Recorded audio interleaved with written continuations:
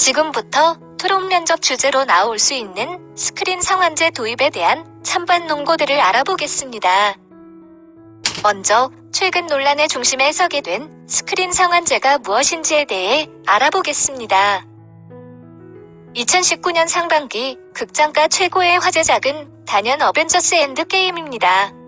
흥행 돌풍이 일면서 역대 최단 기간인 개봉 11일 만에 1000만 관객을 동원하였으며 관객 1380만을 넘겨 역대 외화 관객 1위를 차지하는 기록을 세웠습니다.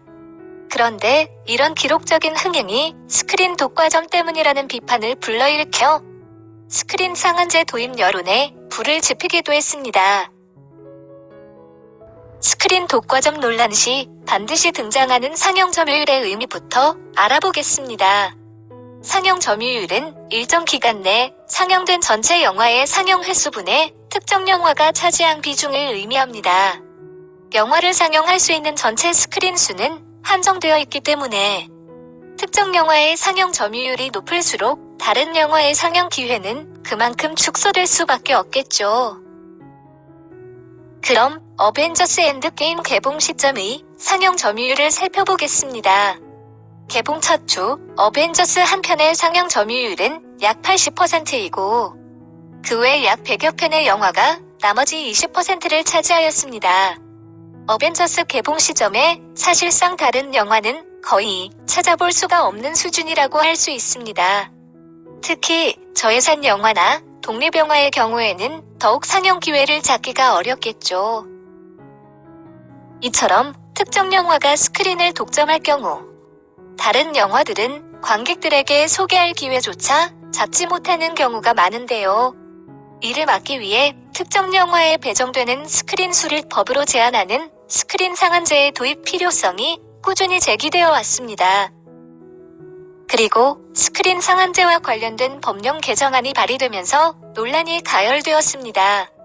법령 개정안의 골자는 6편 이상의 영화를 동시에 상영할 수 있는 복합상영관에서는 프라임 시간대인 오후 1시부터 11시까지 특정 영화의 상영 비중이 50%를 초과하지 못하도록 하는 것입니다.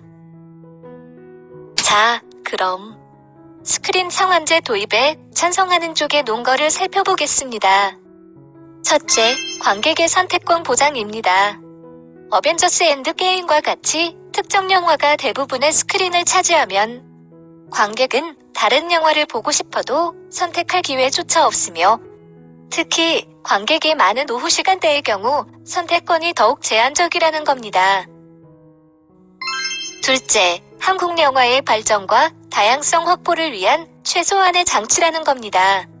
해외 블록버스터 영화나 대형 배급사의 영화들은 풍부한 자금력을 바탕으로 개봉일부터 상영관을 독점하여 흥행몰이를 합니다. 이로 인해 다른 상영작들은 제대로 상영조차 해보지 못하고 영화를 내리는 경우가 많습니다.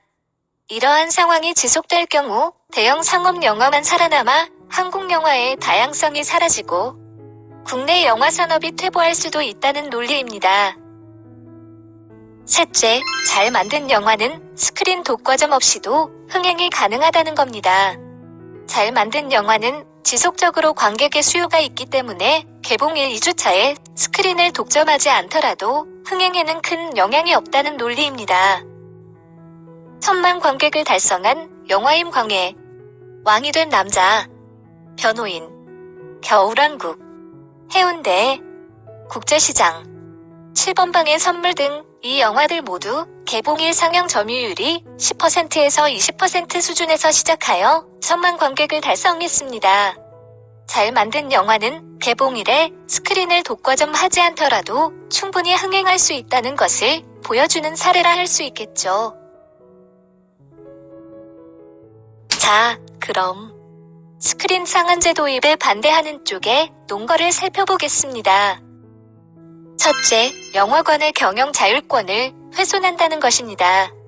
상품의 인기와 수요에 따라 공급을 늘리는 것은 시장의 자연스러운 현상으로 영화의 상영 횟수를 강제적으로 제한하는 것은 시장 경제의 원리에 위배될 뿐만 아니라 영화관의 경영 자율권까지 훼손할 수 있다는 논리입니다.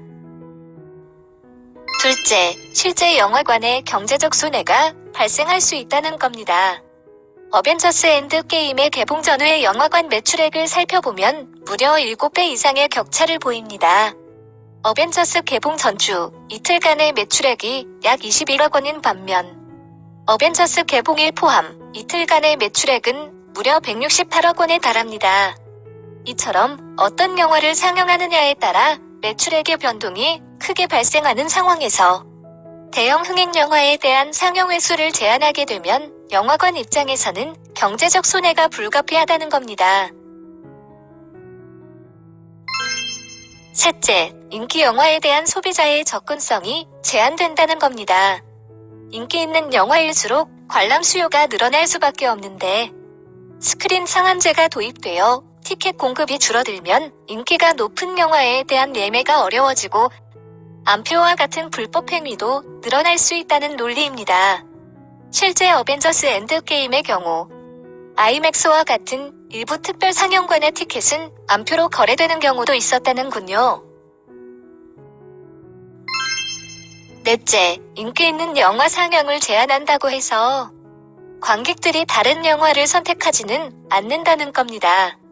어벤져스 엔드게임 개봉 전 3주간 박스오피스 정상을 차지했던 영화 생일의 총 관객은 118만 명이었으나 어벤져스는 개봉일 하루 만에 무려 134만 명이 관람했습니다. 어벤져스 개봉 전에는 비교적 다양한 영화들이 상영되었지만 관람객들이 영화관을 많이 찾지는 않았습니다. 즉, 특정 인기 영화를 보려는 관객들이 표가 없다고 다른 영화를 선택하지는 않을 거란 논리입니다. 따라서 영화 산업의 발전을 위해서는 인기 영화에 대한 상영 제한이라는 규제보다 질 좋은 영화를 생산할 수 있도록 지원하는 것이 더 필요하다는 거죠.